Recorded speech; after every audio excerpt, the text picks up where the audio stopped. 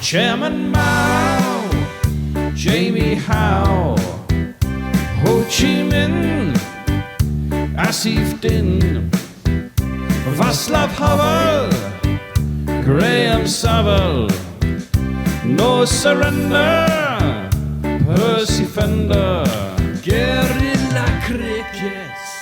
Welcome to Guerilla Cricket, founded in 1864 and resident at Lord's since 1877. Today, we are going to focus on Middlesex. I have to hold my hands up in full disclosure and say that they've been my county since I was 13, which was 1972, if anyone's counting. And I first started watching them when they were playing in the John Player League on Sunday afternoons. 11 times county champions, the club has a proud history of developing so many great talents like Denis Compton, Mike Gatting, John Emburey and Andrew Strauss, to name but a few. And this tradition continues to the modern day with a very exciting group of young talent coming through with the likes of Robbie White, Bamber and Luke Holman. My guest today to discuss the business of ensuring the growth and good health of Middlesex is CEO Andrew Cornish. Andrew, a very, very warm welcome. Thanks, Tony. Great to be here. Great to have you. Well, let's throw you an easy one to start with. A little bit about you, from airports and airlines via Somerset to CEO of Middlesex. Tell us just a little bit about that journey. Probably everyone will switch off at this point. I need to talk about the cricket, not about me. But, anyway. I don't really know where to start. I mean, probably 100 years ago, I said to someone, God, one day I'd love to run a cricket club. And actually, there is some substance in that. When I was doing my MCC probation, I played in a couple of games where a guy called Jim Coombs was the captain of the MCC side. Oh, wow. The Aston Villa used goalkeeper. To play for Aston Villa, yes. That's right, Aston Villa I saw goalkeeper. him play many times, both disciplines. Yeah, Jim went off to be the chief executive of Lancashire. Mm-hmm. Thoroughly enjoyed playing in those MCC games with him. It dates it. I think Dennis Amos was in the team. Yeah. I was not at that level. I've got to stress to your listeners and viewers. Okay. I'm not trying to put myself in that sort of sphere. I was just a young kid at university trying to get on and play some cricket. But Jim was a really great guy. And then when he went to Lancashire as the chief exec, I sort of followed his career a bit and ironically ended up running Manchester Airport, but still kept harping on to people that ever listened. And they said, what are you going to do when you grow up, Andrew? It was, God, I'd love to have a job like Jim Coombs had, and not the goalkeeper bit, but the being chief executive of Lancashire. And that opportunity came along. I was very, very lucky, right place, right time. And I got the opportunity to go to Somerset, which was very exciting at the time, as opposed to going to run an airport somewhere in North America, which had been on the table. So a swift career move, but something I'd always wanted to do, following the dream. I think I've been to most of them in North America. I probably landed at whichever one it was, but there we go. Well, look, Middlesex has a long and proud tradition, 158 years, 145 of those playing at Lord's. Does it still feel that there's a huge opportunity to grow the Middlesex membership base? Yeah, absolutely there is. I mean, I guess the first thing to say with the membership base is, considering what we've been through over the last couple of years with COVID and what society's been through, and what we've seen with a number of other sports organisations, membership clubs of any sorts of walk of life, we've been very privileged, not lucky. I think you make your own luck. We've been very privileged that we've had such loyal membership base that actually our membership numbers have remained very stable. And for that, a huge vote of thanks to our members who, at the end of the day, they own the club. So always got to differentiate between membership and season ticket holders. Our members are not season ticket holders. They own this club. Mm-hmm. And we always need to remind ourselves of that and make sure that they're aware of the responsibilities that go with that. And they certainly step up to the plate when it comes to that. Well, I've got to say, as a member, as well as doing this, during the times when there wasn't cricket to watch, I did feel very well communicated with. And I've said this before, but in other interviews with other CEOs, the communications I got in terms of frequency and readability and just general feeling of wanting to keep me posted of what was happening were exemplary. So thank you for those. Now I still meet a lot of people who confuse Middlesex and the MCC, and they forget that as a club we play at Lords, but we don't own it. Can you tell us perhaps a little bit about the kind of both the upsides, but also some of the challenges of that status for Middlesex? Big club, big history, a tenant at a wonderful home. Tell us how that works a little bit. So let's be really clear that the upsides far outweigh any downsides by a long way. So they're not even in the same scale. So it's every young boy, young girl, young person's dream to play cricket at Lords, and we provide that opportunity to young cricketers by being here and being the home club. We had the MCC Women's Day last week, where we had a Middlesex team and a Sunrisers women's team both playing here at Lords. So it's opportunities and both won. Very good. Yeah, both won convincingly. And Naomi Datani scored an absolutely wonderful 100 to cap it all off at the end there. So that's fantastic. Yes, you asked me, does it bring some challenges? I'm not going to duck the question. It does bring some challenges, but we work really closely with the MCC to minimise those things. So it's clear that from time to time we're not going to play all of our cricket here. When the 100's here, when England are playing here, obviously we're not here. But we need to work through that, and we've done a number of things over the last 12, 18 months that have perhaps made things feel a bit more like home. So the men's professional squad have trained here all winter, whereas previous winters they would have been a bit more nomadic. They've done small things like, we've worked with the MCC to provide them breakfast in the mornings, so they get here nice and early rather than the traffic issues around London that we all know about. And that's produced a real sense of not just camaraderie within the playing squad, but also between themselves and MCC colleagues who've been looking after them so wonderfully this winter. And that really, I'll be the first to say I was slightly sceptical to begin with about how the impact that would have.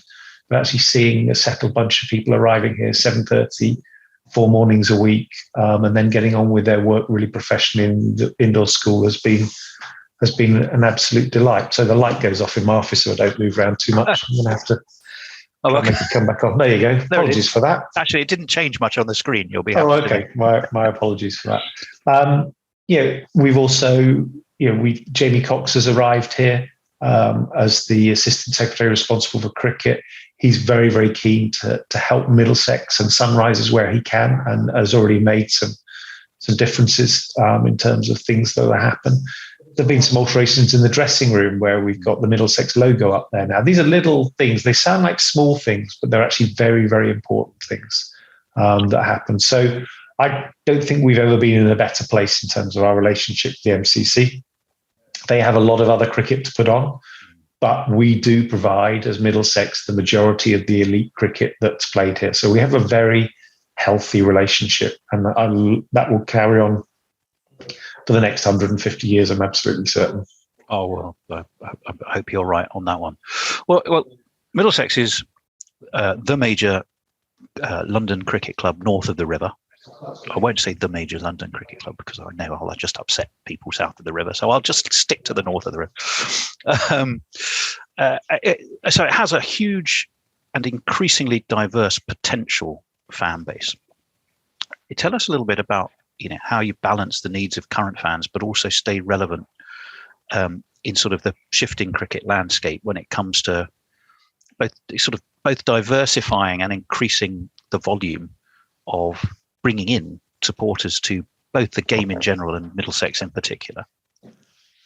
Well, yeah, it's interesting when the first point you made there about north and south of the river. Actually, do you know what? I think as Surrey and Middlesex, the clubs at the centre of London, we've actually got a joint responsibility to attract new audiences in to follow cricket.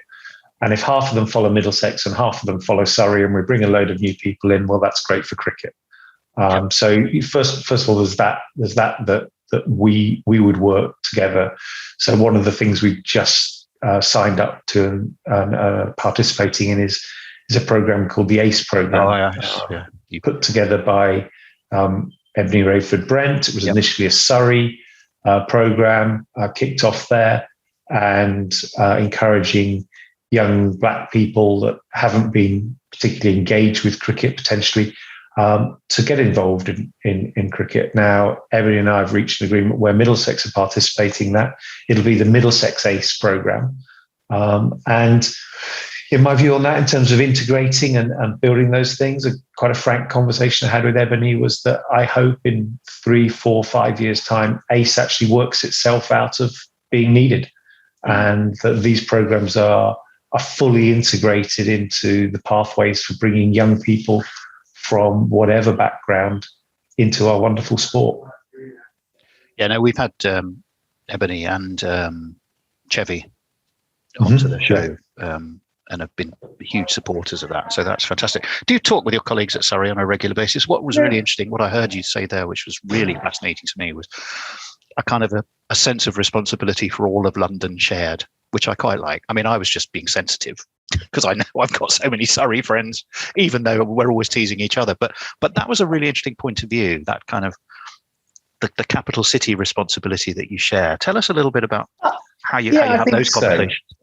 Well, I mean, it's pretty hard to expect someone to take a look at the geography of London and work out whether they should be a fanatical Middlesex follower, supporter, or Surrey supporter. Now, I know some of our more senior viewers and listeners will have established over years where they're from and all this. But if you're a young person just picking up a bat and a ball and playing in a park, you're already talking about Middlesex, that technically is a county that doesn't exist. Yes, so there's your first challenge. So why not get on and play cricket in whatever format that is, be it street cricket, into pathways, age group pathways, just recreational cricket, the lifeblood of our game. And then we'll worry about whether you have to be affiliated to Middlesex or Surrey. And as you know, and I know from my Somerset days, we have a lot of members that have membership of Middlesex and of Surrey, and then Somerset membership of Somerset and Gloucestershire, because at the end of the day, cricketers, it's a little bit less tribal than, I might be shot down in flames here, but a little less tribal than football. And people want to see really good cricket. They'd like to see their team win. They want to see their team win, but they also appreciate seeing an opposition play well as well. And it's about quality of cricket, not just about the result. The result is very important. Don't get me wrong, very, very important. But if it's really good cricket, that's what counts for a lot too. Well, I live in Surrey these days, but you know what they say: you can take the boy out of Middlesex, but you can't take Middlesex out of the boy, and that's kind of where I am. But again, there's a real consistent kind of theme to what you're saying there, which is the responsibility to the broader game that a county has, and therefore the leaders of those counties. And with everyone I've met in your position at other counties, it's one that, the broadening of the game, the championing of the game, the inspiring people to play to not just enjoy the game by watching it, but also play it. That sense of responsibility has kind of shone through every conversation I've had. Tell us a little bit about that sort of that personal motivation for you. Well, I mean, at the end of the day, cricket it's a pyramid, isn't it? And there's only 11 people that can go and represent the team. There might be a squad, be they a men's team, women's team, boys team, girls team, whatever teams we've got. There is a natural process where there's only 11, 12 or 13 players going to play. So, if you only have 11 playing in 18 counties and maybe some national counties, you've not got many people playing cricket, have you? I mean, it's very simple maths. So that pyramid says that right at the bottom there, you want lots of people coming through pathways that can become the best cricketers they want to be, or they're capable of being. But not everyone's going to make it. I know from, I'm not going to say bitter experience, because it wasn't a bitter experience. I had a wonderful experience of having some trials and playing some minor counties cricket, but I was nowhere near ever good enough. But what was really, really important was I didn't fall out of love with cricket. because I was looked after well enough to have it explained to me, you're just not good enough, Andrew, but told very politely. And I knew I wasn't good enough, but I could still carry on enjoying playing cricket. And that's something that we really got to nurture in people, is that it is quite a brutal sport. And failure comes more often than success in cricket, on the pitch in particular. And less people make it into professional ranks than playing in the recreational and amateur ranks of the game. So we've got to make it accessible to all. Well, you can misplace a pass in football and have a good game. You can miss one ball in cricket and that's your day done. So it does expose, it is very sort of, it's a team game played by individuals, and it's in some senses more gladiatorial than almost any other sport except probably boxing. Which is what makes it so exciting. Yeah. And you see that produces challenges. You ask the guys and girls to cooperate and work as a team and as a unit, and they do incredibly well. When you consider that if you're looking across the dressing room, you're trying to encourage a youngster and help develop a youngster as a more senior person, but actually that youngster's after your spot in the team, and that's the beginning, middle, and end of it. And that's a fine balance for the coaches and the players to work their way through. Well, let's sort of move on a bit, and we can come back to that theme, really, I think, about actions in the community, because I've got some other questions on that. But if you look at 2020 and 2021, they were absolutely exceptional years, not in a good way, in some cases, for businesses everywhere, and very much including sport, of course. Do you feel now Middlesex are able to move to a longer term focus? And if so, what are the absolute key building blocks that you've got in place to drive the club forward? Okay, so having said all the things I said before, our members want us to win. We need to win more matches, beginning, middle, and end of it. So we've got to be ambitious. So, our development of our younger players needs to be ambitious and needs to give them all the opportunities they have to be the best they can be, and then get them to take responsibility for their actions and their behaviour. So I think what we've done with the changing in the coaching setup and how we've gone about that is bringing on that group of really talented young players that have come all the way through the pathway, through the academy.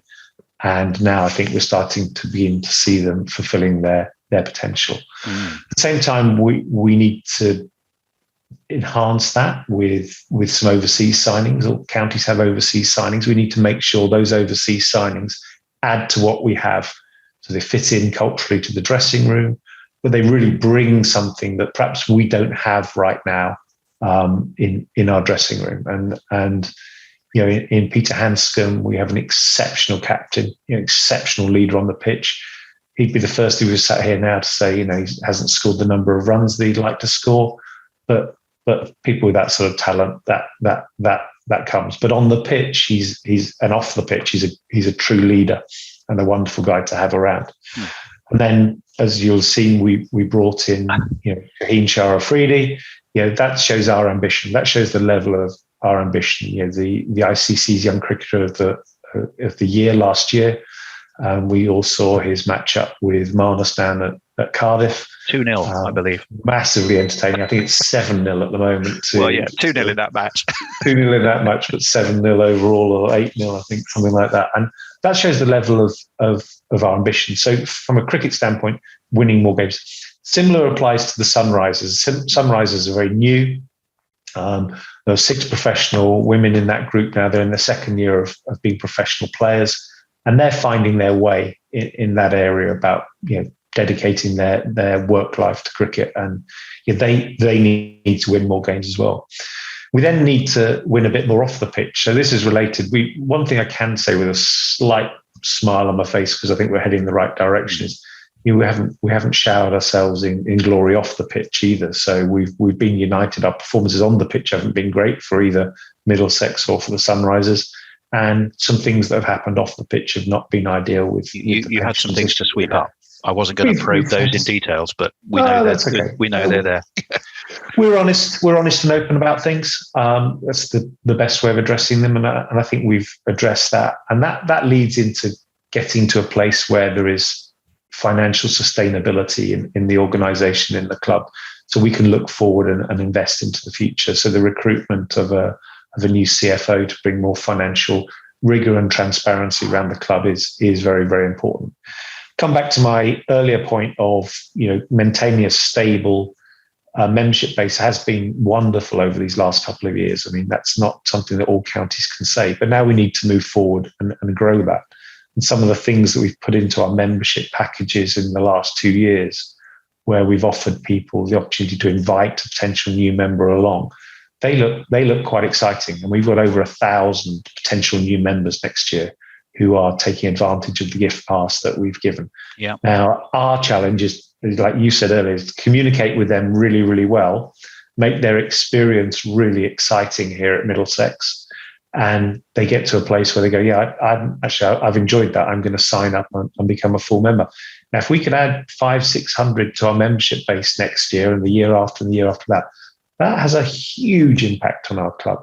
Financially, a huge impact, but also in terms of the level of support that we get. Because again, do not underestimate how much our players, our men's players and our Sunrisers value having supporters around. It's been really hard for them last year, having limited crowds. They really value support and really value being close and friendly with our members and getting generally very positive feedback, sometimes getting some stick as well. But that's part and parcel. That's what makes them tick. It's what makes them tick. So that's really important for us too. And then I guess the final thing that we really need to do is make sure those things that I alluded to earlier about the facilities and the infrastructure enables Lords to feel like home. We can't be here all the time.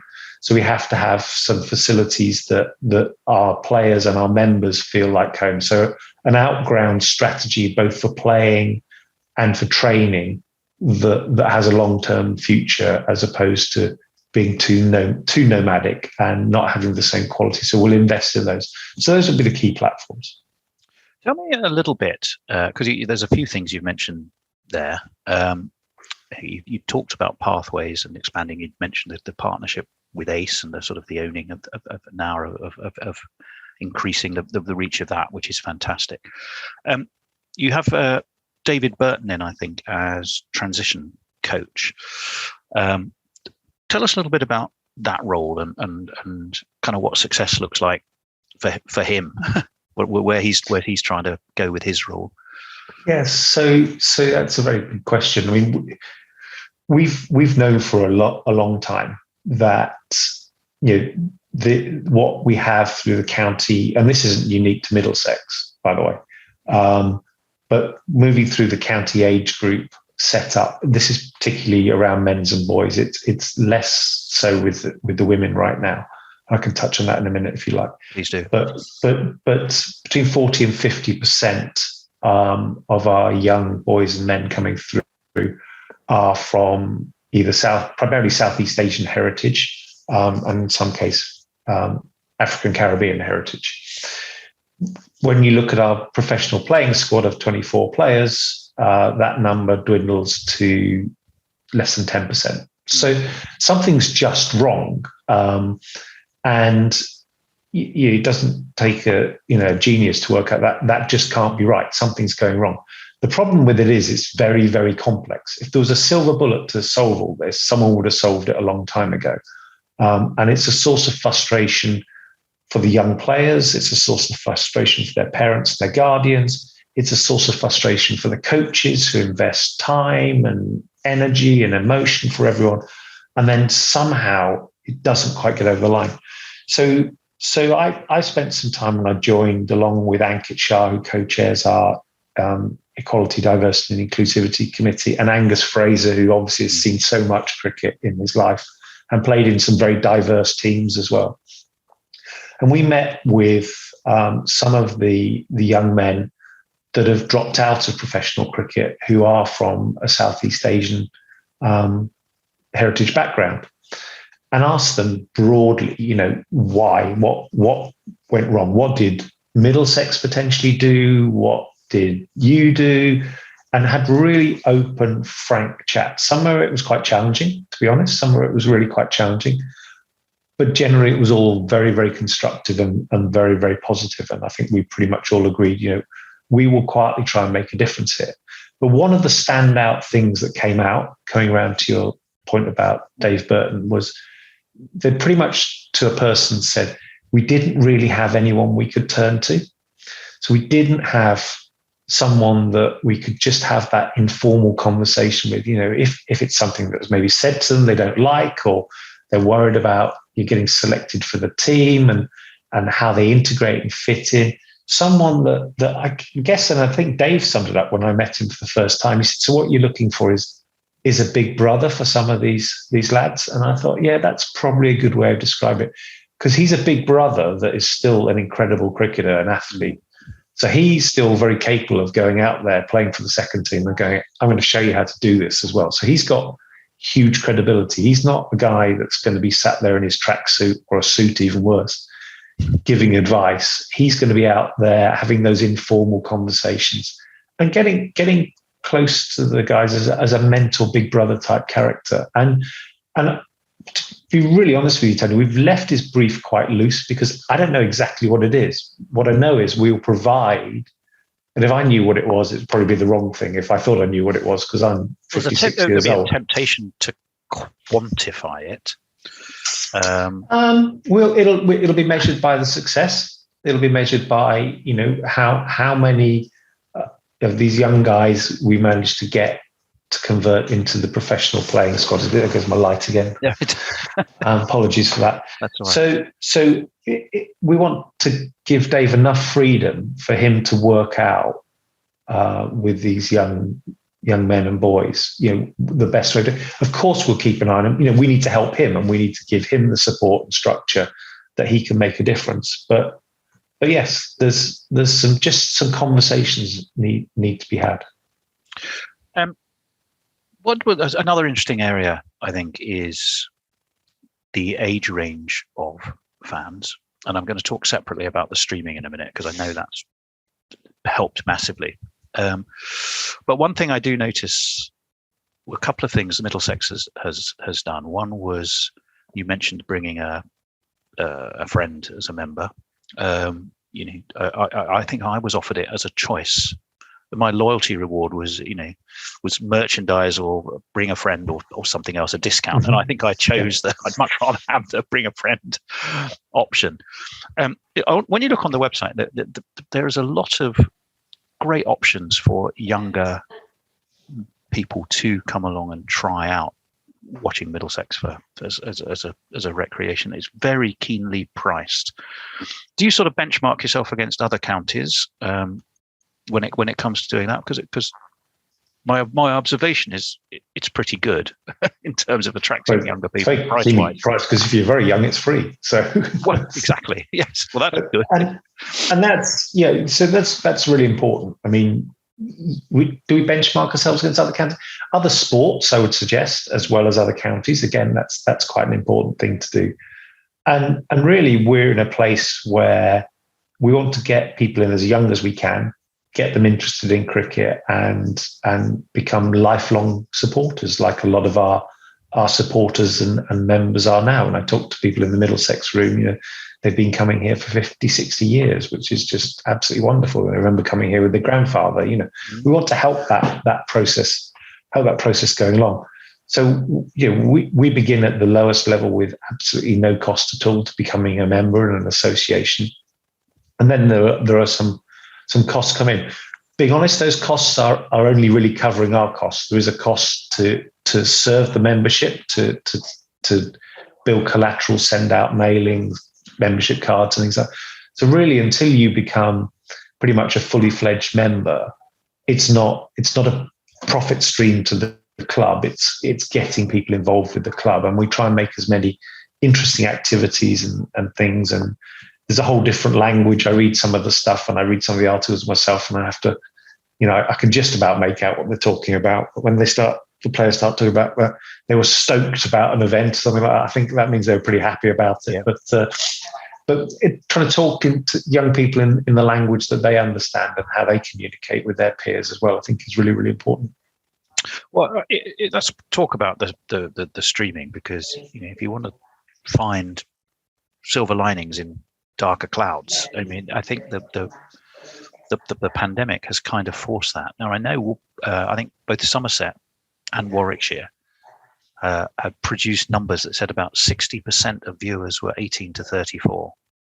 Now, that has got to be a good thing when you look at the average age of a county member. Not that, hey, look at me, we are what we are.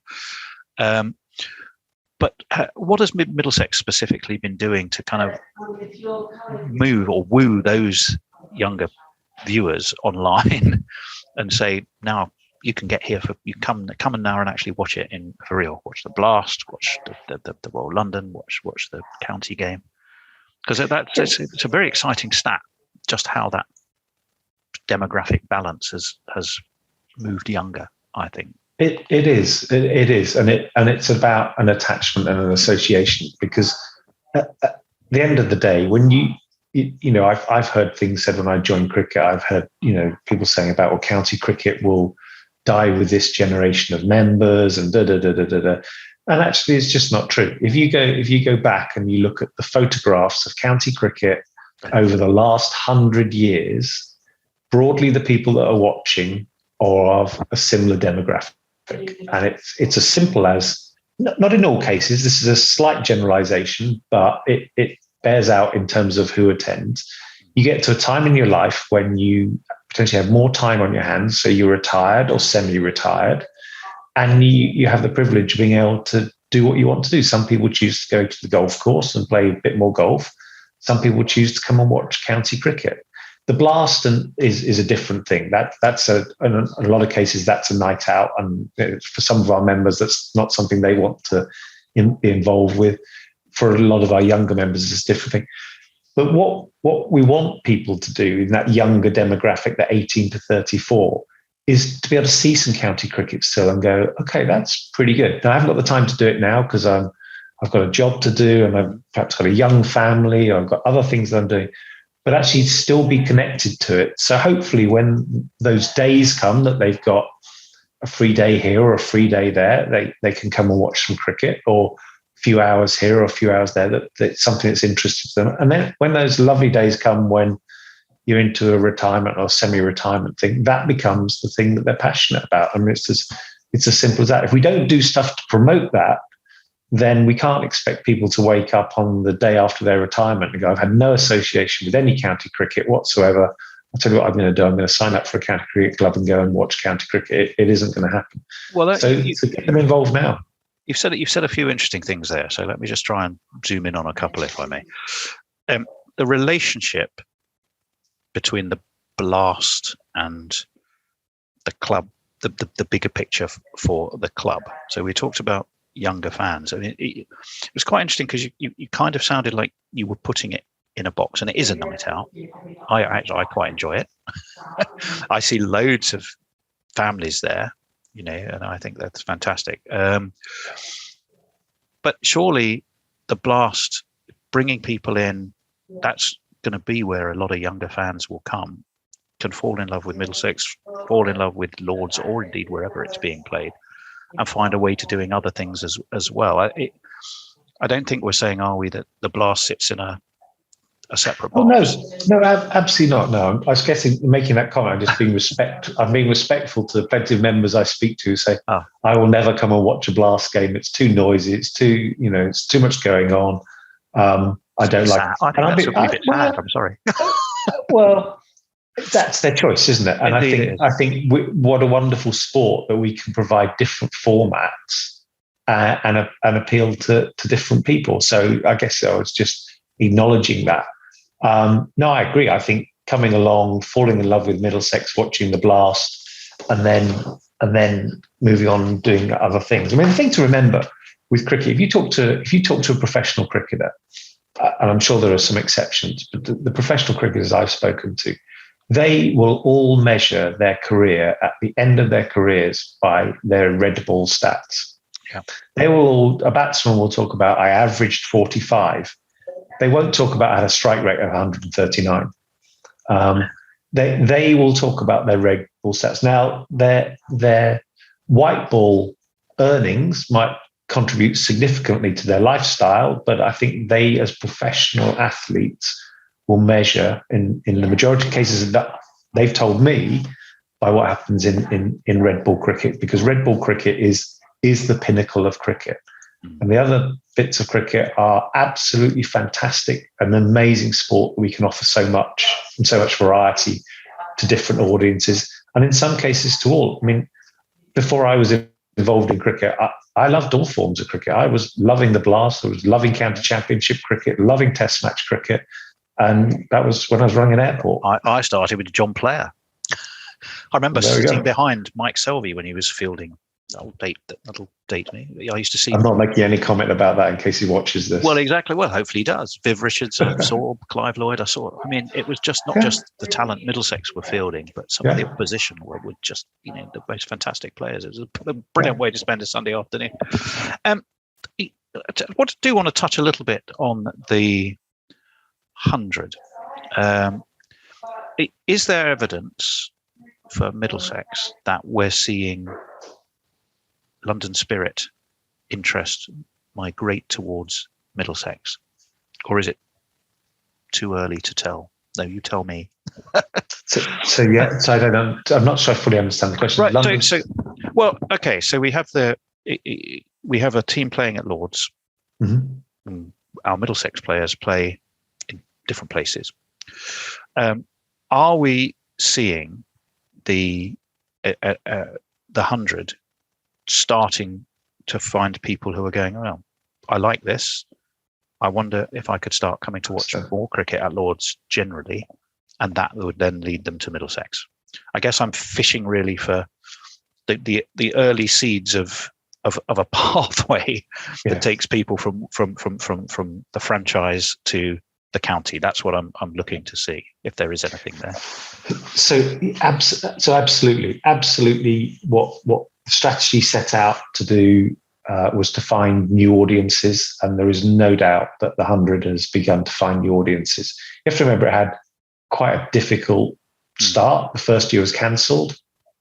Last year, there were restrictions on overseas players and overseas superstars getting here because of COVID restrictions and actually having COVID.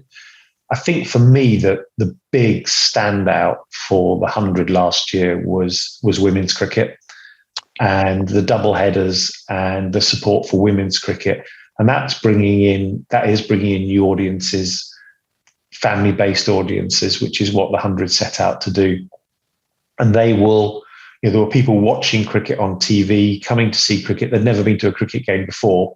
And all the research that's been done around the 100 says that those people, a lot of them want more cricket and will come and find more cricket. We need to make sure that we're the first door they come knocking at. I certainly hope so. Now, a lot of people have kind of drawn or made a direct connection between England's disappointing test results of late and the timing and structure of the county game. Do you think that the structure and timing of the championship in 2022, not worry about what we don't know yet, but do you feel that for this year it is going to start improving the quality of performance across the board? Hey, I'm a chief exec. I'm not a coach, and I'm certainly not Sir Andrew Strauss, who is definitely the right person to be leading this, and probably the right person for you to ask that question to. Yeah.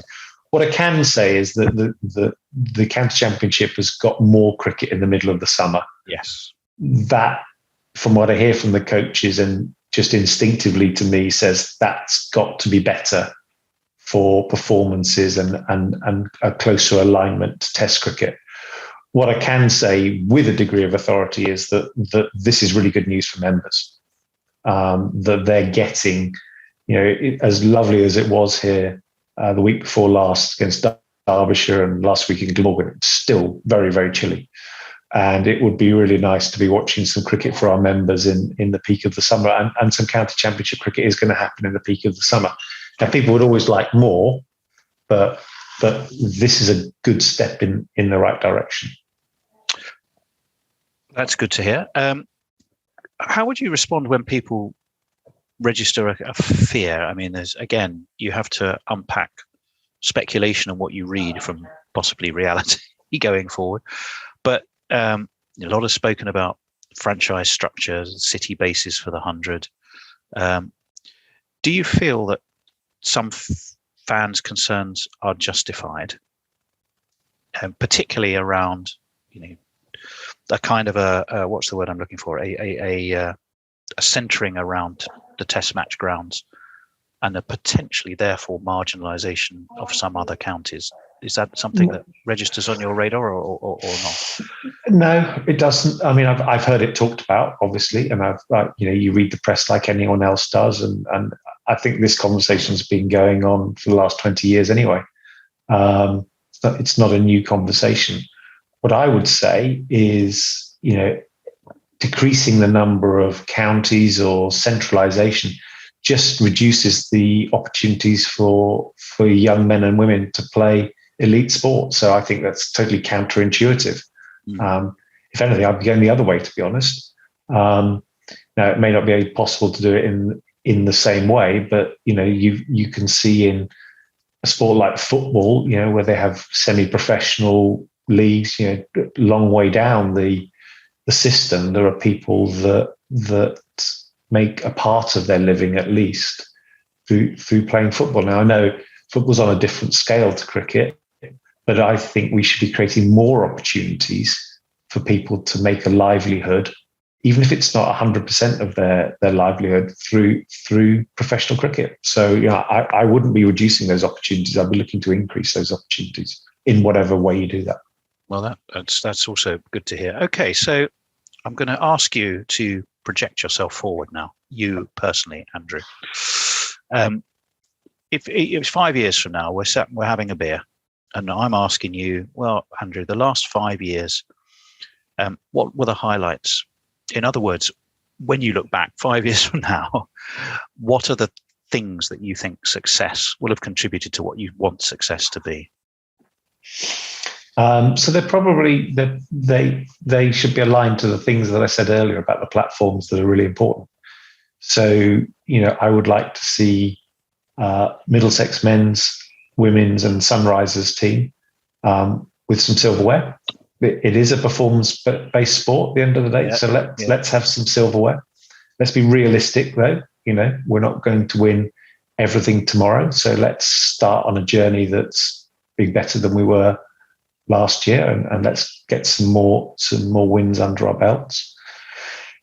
Let's sort this issue out in terms of inclusivity, in terms of diversity and inclusivity from a playing standpoint and from a membership standpoint. So let's truly make sport, the cricket, a sport for everybody, beyond race and gender.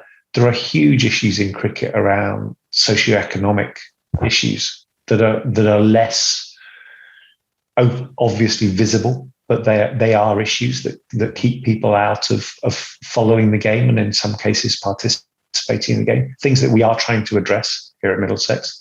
So I'd like to see that moved on significantly.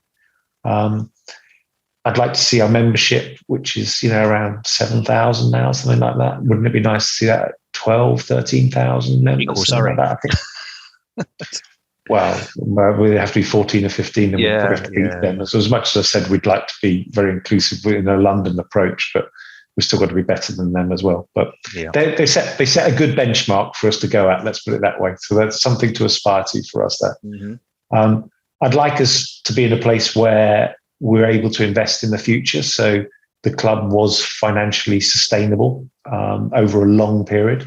We're not in a bad place now, but I think it would be nice to be able to look 5-10 years ahead as opposed to 3-5 years ahead, which will enable us to invest in other things, which again help to grow the game of cricket overall. Because if you grow the base of that pyramid that I was talking about, then what comes out the top of the pyramid is likely to be bigger and better as well.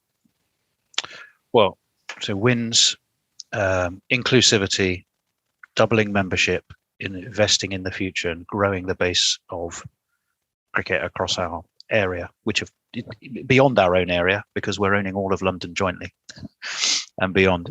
Those are worthy and highly supportable objectives. Andrew Cornish, thank you so much. It's been a real pleasure, and I hope our Middlesex followers and all cricket followers will enjoy listening to those points of view. Thank you, and thanks for continuing to support. Guerilla cricket. Revolutionary cricket commentary.